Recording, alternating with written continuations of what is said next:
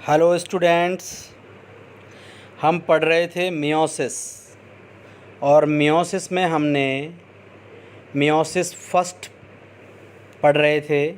और meiosis first में हमने प्रोफेज फर्स्ट कंप्लीट किया था, जिसके अंदर हमने कल वाली क्लास में सिनेप्टोनिमल कॉम्प्लेक्स और क्रॉसिंग ओवर के बारे में पढ़ा था। तो जैसे ही क्रॉसिंग ओवर होता है और प्रोफेज 1 ख़त्म हो जाती है, यानी कि प्रोफेज फर्स्ट में जो सबसे लंबी फेज़ थी, क्या क्या हुआ था? क्रोमोसोम्स छोटे मोटे हुए थे, क्रोमोसोम्स की पेयरिंग हुई थी, बाइवलेंट बने थे, फिर टेट्रावलेंट बने थे, फिर क्रॉसिंग ओवर हुई थी, सिनेप्टोनिमल कॉम्प्लेक्स डेवलप हुआ था, डिसअपियर हुआ था, टर्मिनलाइजेशन हुआ था और न्यूक्लियर मेम्ब्रेन गायब हो गई थी, न्यूक्लियोलस गायब हो गई थी, सेंट्रियोल डिवाइड करके अपोजिट पोल की तरफ मूवमेंट करने लग गया था। ये सारी चीज़ें हम पढ़ चुके थे प्रोफेज 1 में। तो जैसे ही प्रोफेज 1 कंप्लीट होती है तो स्टार्ट हो जाती है मेटाफेज फर्स्ट। और अब हम बात करेंगे मेटाफेज फर्स्ट की, कि मेटाफेज फर्स्ट में क्या क्या होगा। तो सबसे पहले तो आप डायग्राम देखेंगे। मेटाफेज 1 में क्या हुआ है कि जितने भी क्रोमोसोम थे, क्रोमोसोम्स के जो पेयर थे, वो आप पेयरों को आप यहाँ देखेंगे। ये सारे के सारे जो पेयर हैं वो मेटाफेजिक प्लेट पर अरेंज हो गए हैं।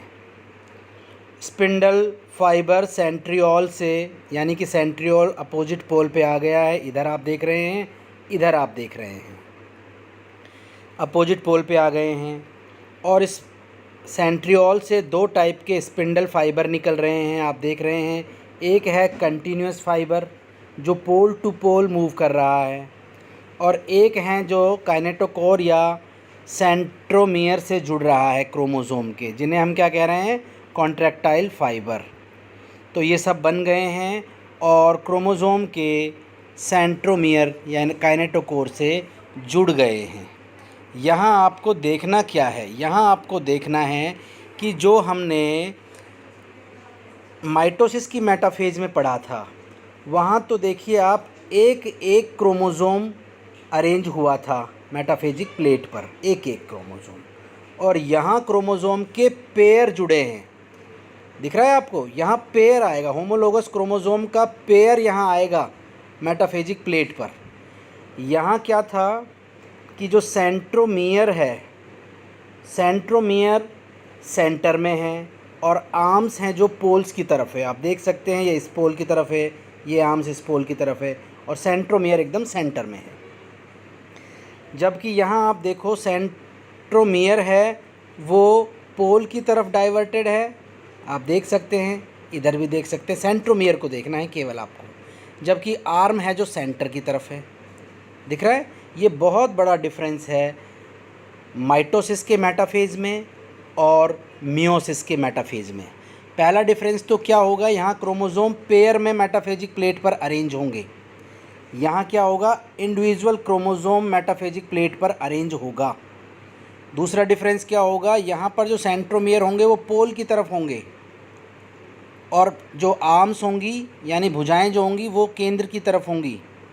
यहाँ क्या होगा? सेंट्रोमियर केंद्र की तरफ होगा और भुजाएं हैं जो पोल्स की तरफ होंगी। तो ये 2 डिफरेंस आपको मियोसिस ऑफ मेटाफेज और माइटोसिस ऑफ मेटाफेज में देखना होगा। देखिए, metaphase 1 is the second phase of meiosis. The tetrad from prophase 1 line up.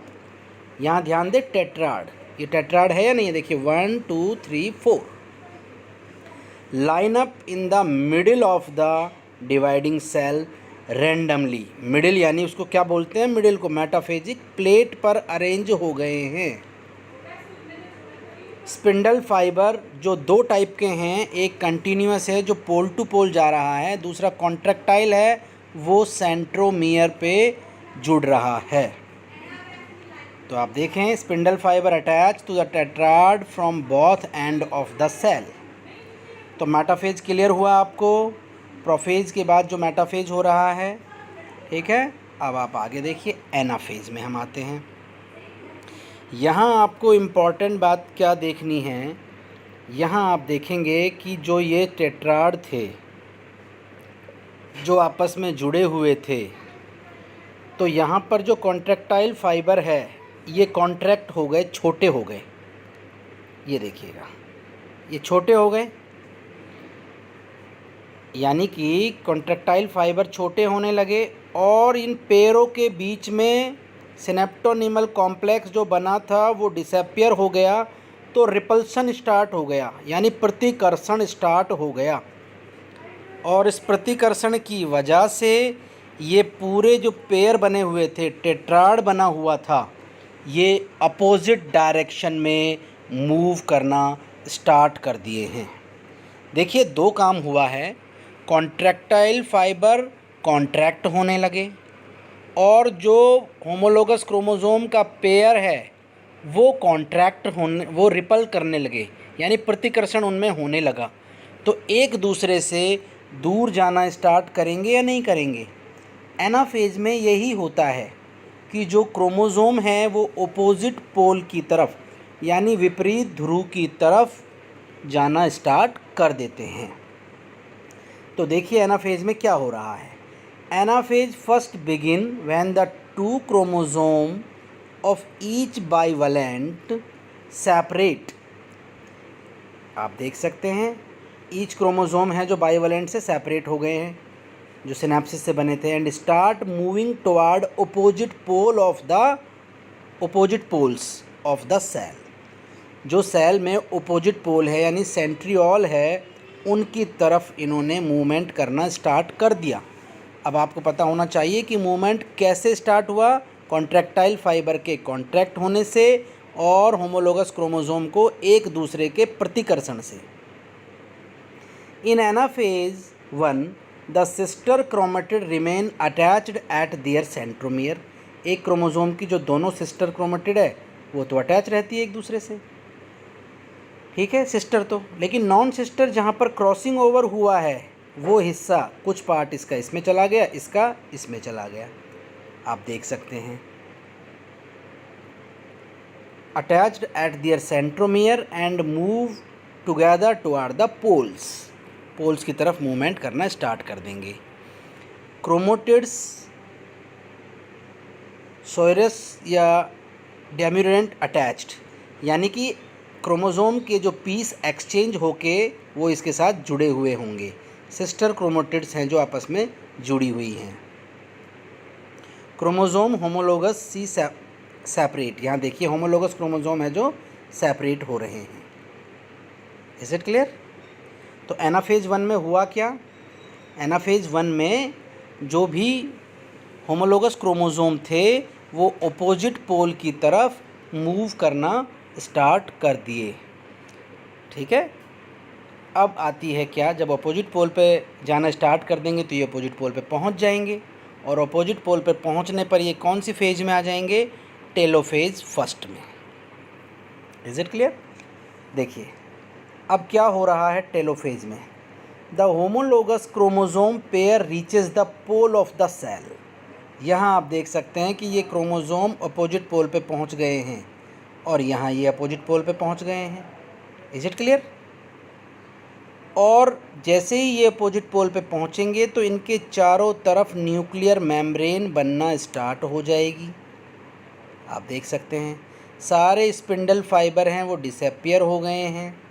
यहाँ आप देख सकते हैं अपोजिट पोल पर पहुँच गए हैं तो ये न्यूक्लियर मेम्ब्रेन बन गई है और न्यूक्लियोलस भी आ जाएगी। और आप देखिए क्रोमोसोम हाफ हाफ हो गए हैं, दोनों सेल में क्रोमोसोम हाफ हो गए हैं, यहाँ भी हाफ हो गए हैं, यहाँ भी हाफ हो गए हैं। रीफॉर्मिंग ऑफ द न्यूक्लियाई, यानी न्यूक्लियस दोबारा से बन गई है टेलोफेज 1 में। तो क्या हुआ, in the homologous chromosome pair complete their migration, यानी कि वो विपरीत ध्रुव पर पहुंच गए हैं।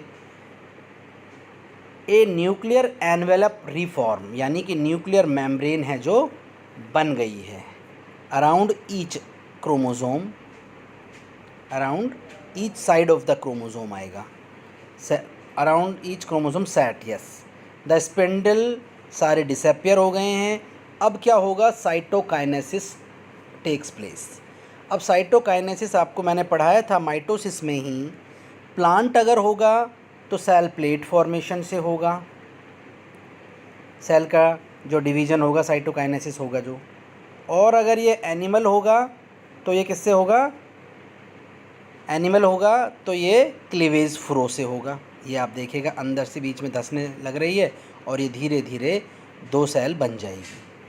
तो जो मियोसिस फर्स्ट है वो रिडक्शनल डिवीज़न भी है, क्योंकि जो 2 सेल बनेगी उसमें क्रोमोज़ोम की संख्या कितनी रहेगी, आधी हो जाएगी, और एक सेल से 2 डॉटर सेल बनेगी।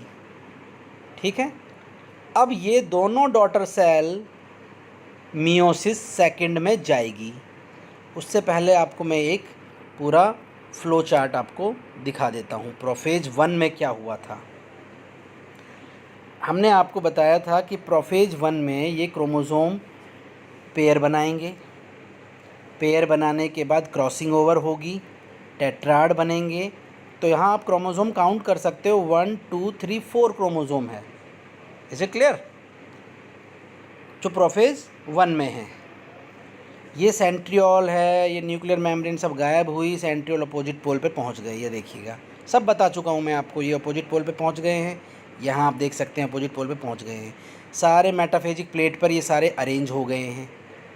और यहाँ आप इस पीस को देखिएगा, ये यहाँ पर एक्सचेंज हो गया है इससे और इससे, इसको हम क्या कह रहे हैं, क्रॉसिंग ओवर हो गया है। मेटाफेज में आपको क्लियर दिखाई दे रहा है। अब आप देख रहे हैं एनाफेज।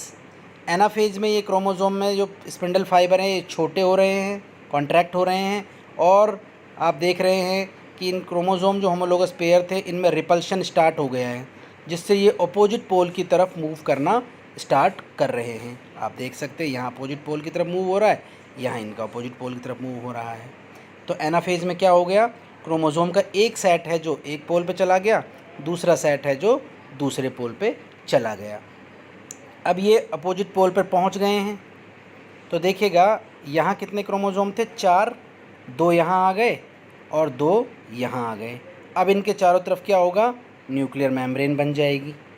इसके चारों तरफ भी न्यूक्लियर मेम्ब्रेन बन गई, इसके चारों तरफ भी न्यूक्लियर मेम्ब्रेन बन जाएगी, यानी कि 2 सेल बन गई जिनमें क्रोमोज़ोम का नंबर कितना है, हाफ है। और अब ये किस में एंट्री करेंगी, दोनों की दोनों सेल एंट्री कर देगी किसके अंदर, माइटोसिस नहीं, मियोसिस सेकंड के अंदर। तो आप देखिए मियोसिस सेकंड में क्या होगा, एक बार मैं आपको आज ओवरव्यू कर देता हूँ इसमें क्या होगा। मियोसिस सेकंड की जो फेजेज होंगी वो क्या क्या होंगी। आप एक बात तो दिमाग में डाल लें कि जो मियोसिस सेकंड है वो बिल्कुल माइटोसिस की तरह ही होगा, बिल्कुल माइटोसिस। तो आप देखें मियोसिस सेकंड में mitotic division of 2 haploid cell. अब ये 2 सेल जो बनी है हैप्लॉइड है। अब इन दोनों में डिवीज़न होगा तो आधा इधर जाएगा आधा इधर जाएगा, यहाँ आप देख सकते हैं। लेकिन अब आधा आधा नहीं होगा, अब जो डीएनए डुप्लीकेट हो चुका था बस वही डिवाइड होगा। तो आप देखें सेम मेटाफेज में यहाँ पर मिडिल में अरेंज हो रहे हैं, फिर अपोजिट पोल की तरफ जा रहे हैं, फिर अपोजिट पोल की तरफ जाने के बाद आप देखिए 4 न्यूक्लियाई बन गई हैं, डॉटर न्यूक्लियाई बन गई हैं।